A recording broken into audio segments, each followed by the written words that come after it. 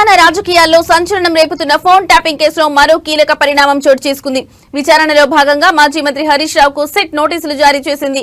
ఈ సందర్భంగా Harish Rao Jubilee Hills police station లో సిటీ అధికారుల ముందు ఈ నేపథ్యంలో హరీష్ రావు జూబ్లీహిల్స్ పోలీస్ స్టేషన్ లో సిట్ అధికారుల ముందు విచారణకు హాజరయ్యారు. విచారణకు హాజరయ్యాయన మీడియాతో మాట్లాడుతూ సీఎం రేవంత్ రెడ్డిపై తీవ్ర ఆగ్రహం వ్యక్తం చేశారు. CM Revanth Reddy diversion politics చేస్తున్నారని, అందుకే ఫోన్ ట్యాపింగ్ కేసులో తనకు సిట్ నుంచి నోటీసులు వచ్చాయని అన్నారు.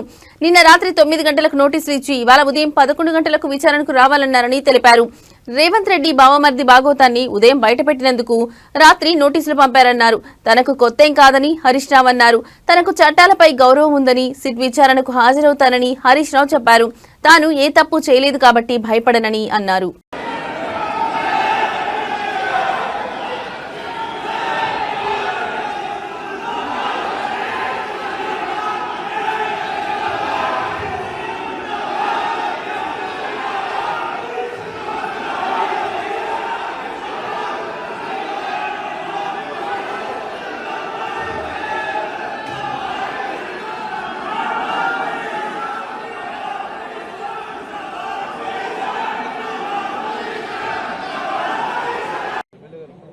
నిన్న రేవంత్ రెడ్డి బావమరిది భాగోతాన్ని పొద్దున్నే బయట పెడితే సాయంత్రానికి రేవంత్ రెడ్డి గారు నాకు నోటీస్ పంపారు.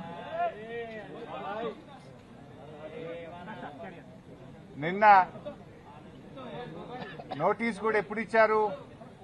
నిన్న రాత్రి దాదాపు 9 గంటల సమయంలో మా ఇంటి దగ్గర మా మెయిడ్కు నోటీస్ ఇచ్చి వెళ్లారు. నేను ఆ సమయంలో సిద్దిపేట నియోజకవర్గంలో నా ప్రజలతో వివిధ కార్యక్రమాల్లో పాల్గొన్నాను.